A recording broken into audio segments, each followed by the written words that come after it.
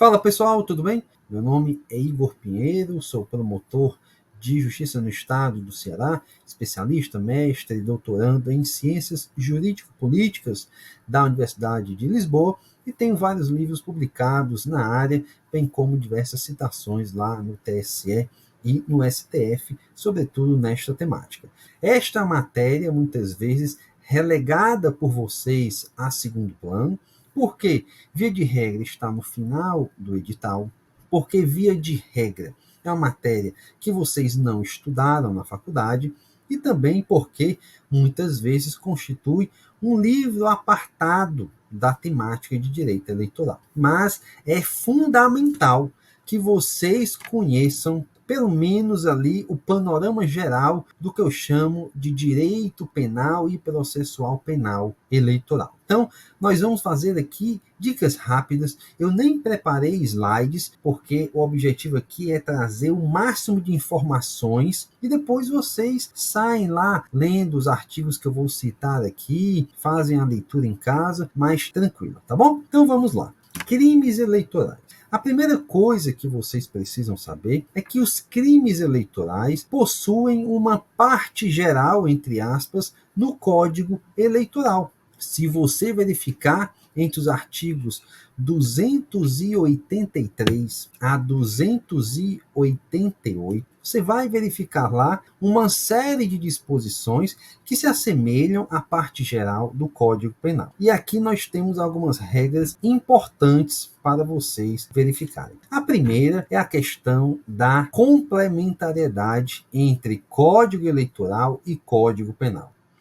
Quando o Código Eleitoral for omisso, o Código Penal vai ser aplicável naturalmente às ações e processos penais. Vejam, isso tem uma relevância importantíssima na questão do diálogo das fontes, e isso já foi objeto de cobrança. Entretanto, naquilo que a legislação penal e eleitoral dispuser de forma diferente, você vai, evidentemente, em nome do princípio da especialidade, aplicar, tá bom? Muito bem. Vejam, vocês precisam saber quem é o funcionário público para fins de direito penal eleitoral. Nós sabemos que no Código Penal há uma previsão expressa, lá no artigo 327, de quem é funcionário público para fins penais. No direito penal eleitoral, temos lá no artigo 283 esta disposição de quem são os funcionários para fins penais. Então, leiam esse dispositivo, porque já caiu. Outro dispositivo fundamental e que muitas vezes cai em prova, quando não em primeira fase, mas em prova oral, é o do artigo 284. Ele trata da questão da quantificação do preceito secundário. É muito comum, embora não sejam em todos os tipos penais, que alguns crimes eleitorais tragam a seguinte posição. Depois vocês olham, por exemplo, o artigo 299, que trata do crime de corrupção eleitoral. Pena, reclusão até 4 anos. E aí você fica a se perguntar, mas qual é o preceito, então, mínimo desta pena? Porque ele só dá o máximo, até 4 anos. E o 284 traz solução para isto. A legislação eleitoral diz que, no silêncio, se o regime punitivo for reclusão, tem-se ela como sendo de 1 ano.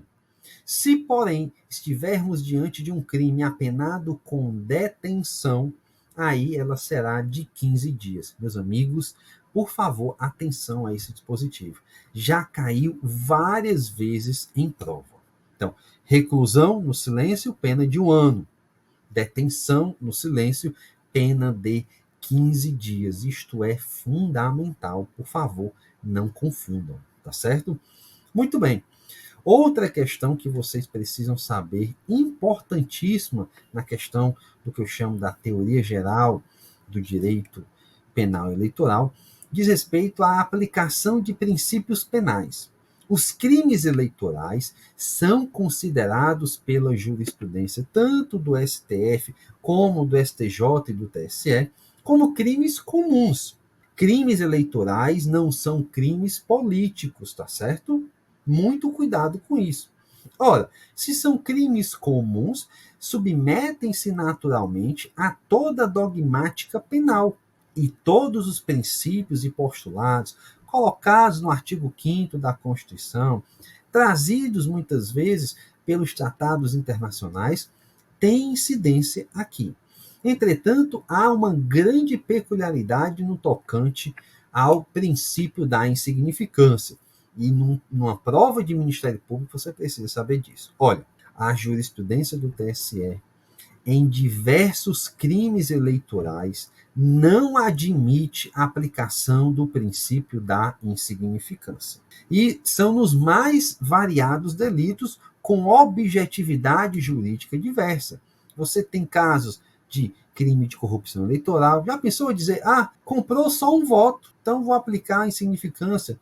Mas há também delitos que tratam de ferimento à liberdade de propaganda eleitoral, ferimento à liberdade do eleitor e, via de regra, o TSE não admite princípio da insignificância nos crimes eleitorais. Não há, como regra geral, o uso daqueles 4 vetores que o STF traz ali para a aplicação de princípio da insignificância, tá certo? Muito cuidado com isso numa prova. Outra questão importantíssima que também vira e mexe cai em prova diz respeito ao tipo de ação penal dos crimes eleitorais. E a cara de uma prova objetiva para fazer pegadinha é dizer o seguinte: todos os crimes eleitorais são de natureza pública incondicionada, inclusive os crimes contra a honra. Você vai marcar isto como certo. O artigo 355 do Código Eleitoral diz expressamente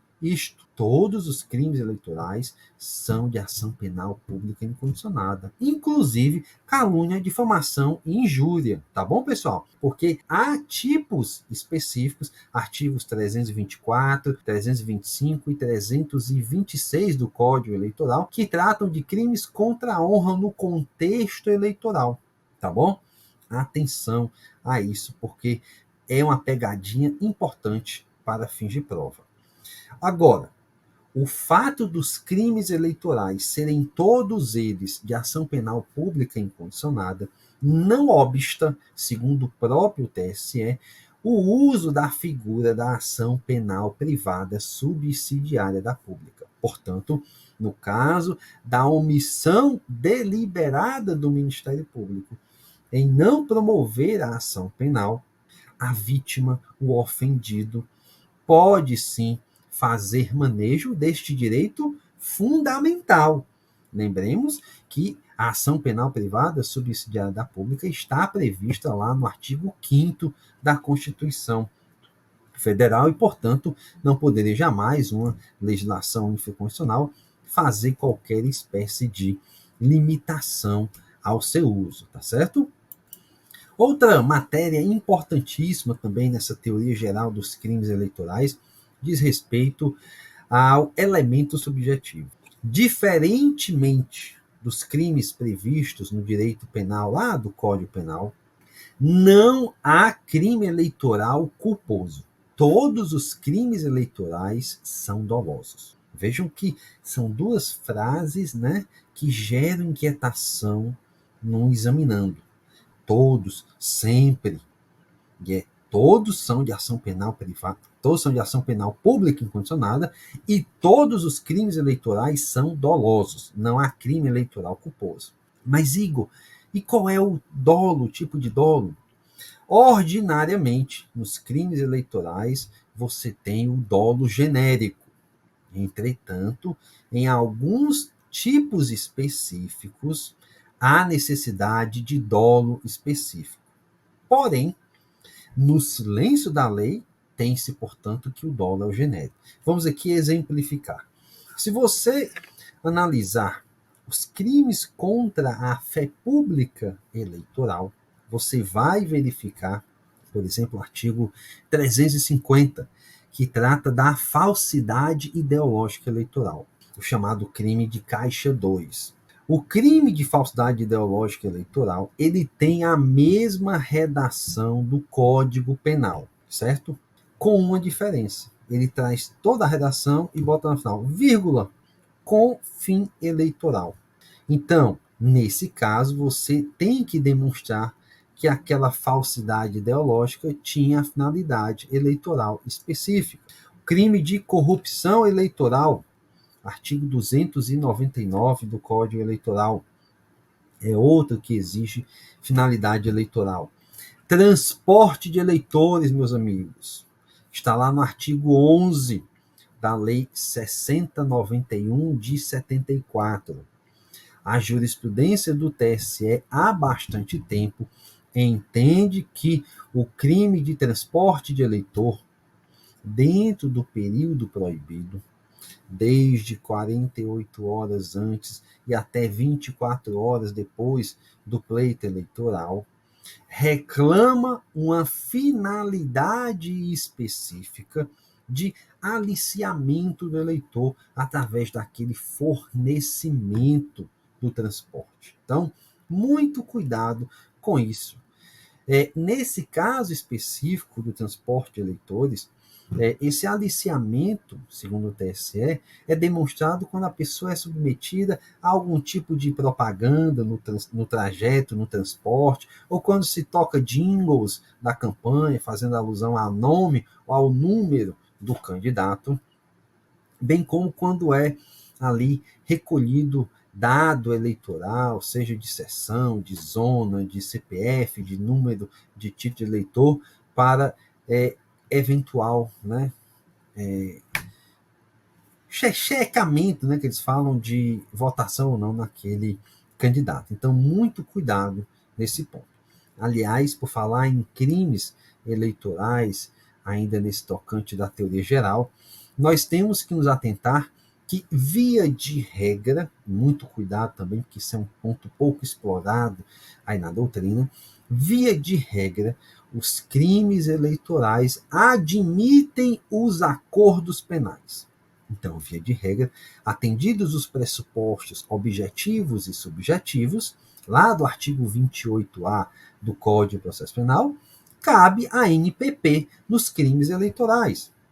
Atendidos os pressupostos do artigo 89 da Lei 90.99/95, cabe a suspensão condicional do processo, o suscício processual. Atendidos os requisitos do artigo 76 da Lei 90.99, cabe transação penal. Mas, Igor, você falou via de regra. Quais são as exceções? Além daquelas postas, naturalmente, pelo regulamento de cada um desses acordos, destes artigos que eu citei, nós precisamos chamar a atenção que existem tipos penais com o chamado sistema punitivo diferenciado. O que é isso? Determinados crimes eleitorais fogem da tradição de previsão de sanção privativa de liberdade, ou de restritiva de direito, ou mesmo pecuniária, para agregar outros tipos de sanções, como a questão de cassação de registro ou do mandato. E aqui, muito cuidado, os livros não falam disso. Existem dois crimes no direito eleitoral brasileiro que têm pena. É criminal, tá bom, pessoal? Não é sanção civil, não confundam. Estou falando de direito penal eleitoral. Dois crimes que têm pena de cassação de registro ou do mandato. O primeiro está lá no artigo 334 do Código Eleitoral, que trata da questão da caridade eleitoral, quando se faz a distribuição de brindes, quando se faz sorteios para fins de propaganda ou de aliciamento eleitoral. Você vai ver que lá há fixação de pena privativa de liberdade, mas também de cassação de registro ou do mandato, quando o autor da conduta é candidato. E o outro está no artigo 11, inciso 5º da Lei 6091 de 74. Esse dispositivo diz que usar qualquer veículo ou embarcação oficial nos 90 dias que antecedem o pleito só tem uma pena: cassação do registro ou do mandato. Pois bem, nestes crimes que trazem sistema punitivo diferenciado, o TSE possui jurisprudência de longa data, no sentido de que não cabe acordo penal, seja ele qual for. Então, cuidado, porque essa é uma pegadinha também muito interessante. Meus amigos, minhas amigas, outra questão também relevantíssima na parte penal ou parte criminal eleitoral diz respeito às chamadas garantias eleitorais. O Código Eleitoral, ele data de 1965, não nos esqueçamos disso. É a Lei 4737 de 65. Este código, ele é recepcionado na parte da competência da Justiça Eleitoral como lei complementar, porque o artigo 121, parágrafo 4º da Constituição, diz que somente lei complementar pode tratar da competência da Justiça Eleitoral, mas no restante ele é recebido ou recepcionado como lei ordinária. É, portanto, uma lei mista. Atenção a isso. E na parte da garantia eleitoral, há uma previsão específica que trata da impossibilidade de prisão de eleitores ou de dirigentes partidários ou mesmo de candidatos. Olha só, o artigo 236 do Código Eleitoral diz que nenhum eleitor, desde 5 dias antes e até 48 horas depois da eleição, pode ser preso, salvo a situação de flagrante delito, crime inafiançável decorrente de sentença condenatória transitada em julgado, ou desrespeito a salvo-conduto. Percebam que esta é uma regra questionável, porém, em prova objetiva, nós não discutimos com letra da lei, até porque não há declaração de não recepção desta norma. Então, leiam o artigo 236, o seu caput e os respectivos parágrafos, tá bom? Porque não há nenhum juízo de inconstitucionalidade pelo STF, embora a doutrina, praticamente a unanimidade, coloque que esse dispositivo não é recepcionado, tá bom? Atenção a isso. Muito bem. Dentro dessa teoria geral, me parece, portanto, que é algo que nós podemos finalizar com uma última dica. A condenação por crime eleitoral não gera necessariamente a inelegibilidade. A inelegibilidade de alguém que é matéria restrita à lei complementar, isso está no artigo 14, parágrafo 9º da Constituição. A inelegibilidade foi regulamentada no direito brasileiro pela Lei Complementar 64/90 e, posteriormente, modificada pela Lei Complementar 135 de 2010, a chamada Lei da Ficha Limpa. Lá está dito que somente gera inelegibilidade no caso de punição de crime eleitoral quando houver a fixação de pena privativa de liberdade. Atenção a este detalhe.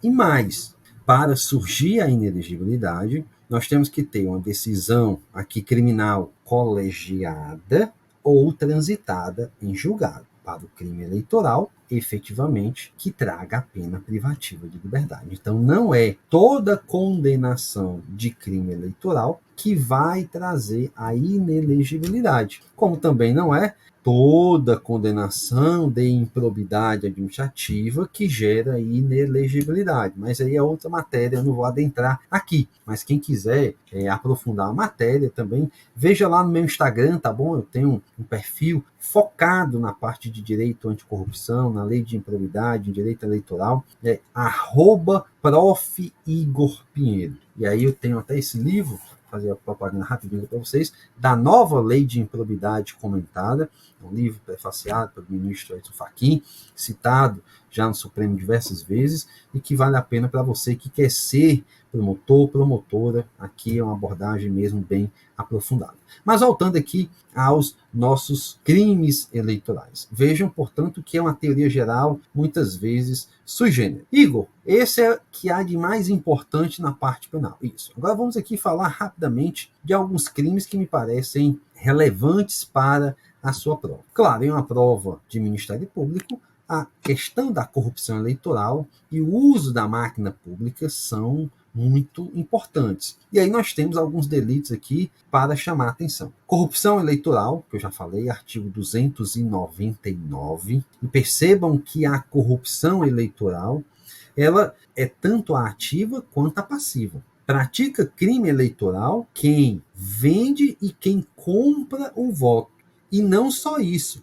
Pratica corrupção eleitoral quem compra e vende não só o ato de votar, mas também a sua abstenção de votar. Atenção a isso.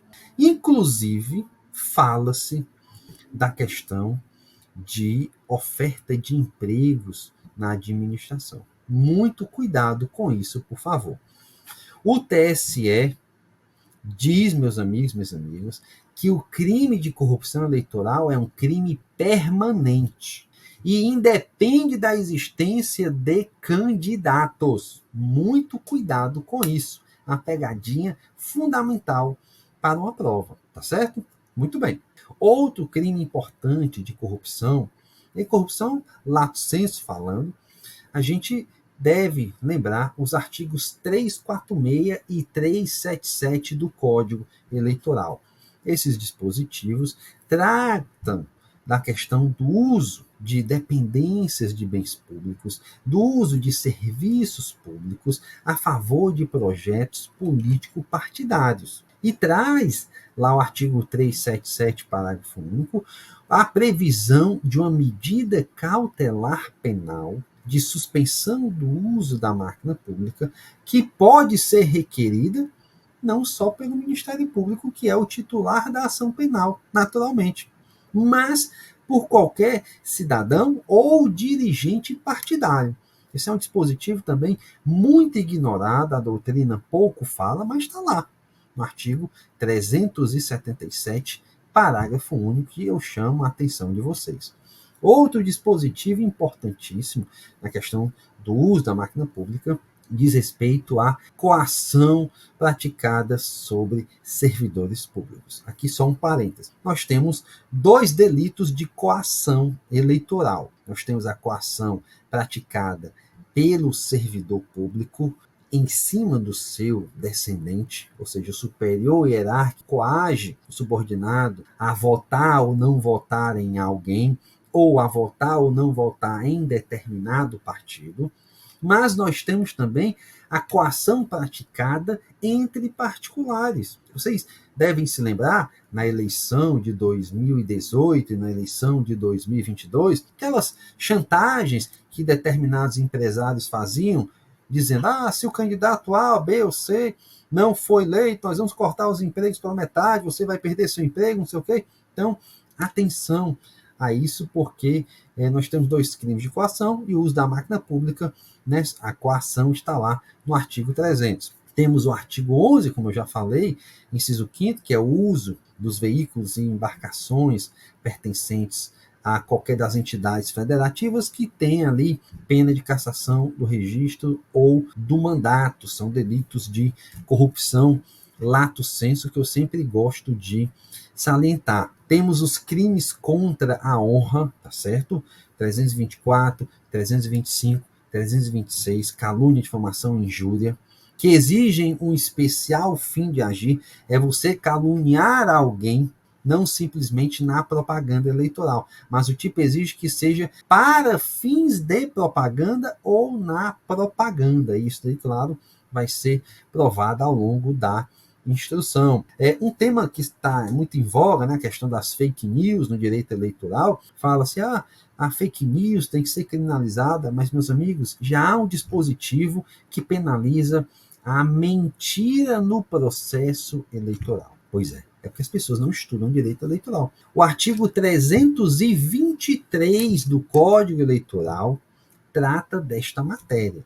Vejam, esse dispositivo diz mais ou menos assim: divulgar na campanha ou propaganda eleitoral fatos que sabe inverídicos e que são capazes de influenciar o eleitorado. Ora, isso é a conceituação do que comumente se fala de fake news. É você propagar notícias mentirosas de forma dolosa, sabidamente falsas, sobre determinado candidato para trazer ali o seu benefício político eleitoral. Então, muito cuidado, atenção a isso, porque como o tema está em moda, né?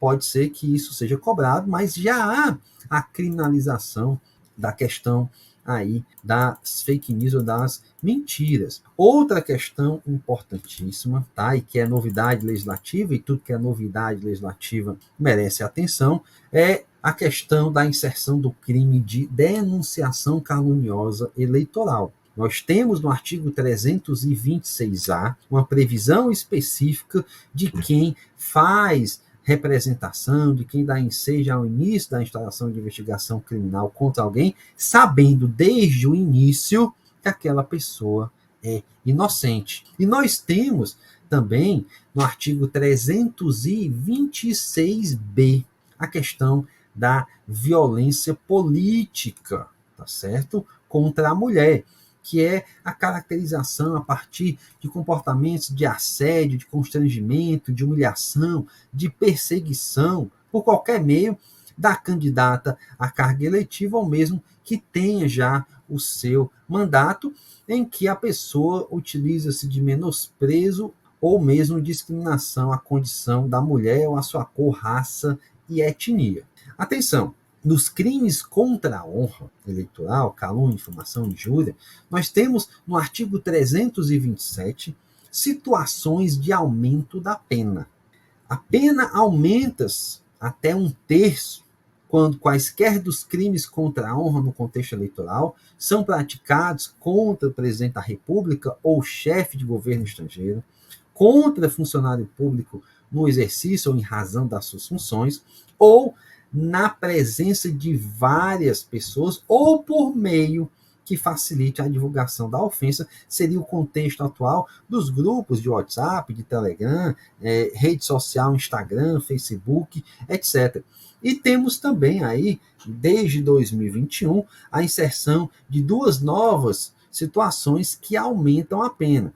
Inciso 4º, que trata da questão do menosprezo ou a discriminação à condição de mulher ou à sua cor, raça ou etnia, ou, explicitamente falando, né, no inciso 5º, por meio de internet ou rede social com transmissão em tempo real, tá certo? Então, o nosso tempo aqui, infelizmente, exauriu, eram só 30 minutos a proposta, mas era isso que eu queria tratar com vocês rapidamente, e eu queria convidá-los a conhecer o nosso Instagram, @profigorpinheiro. Lá eu tenho muito material disponibilizado gratuitamente, que pode aí ajudar eventualmente nessa reta final.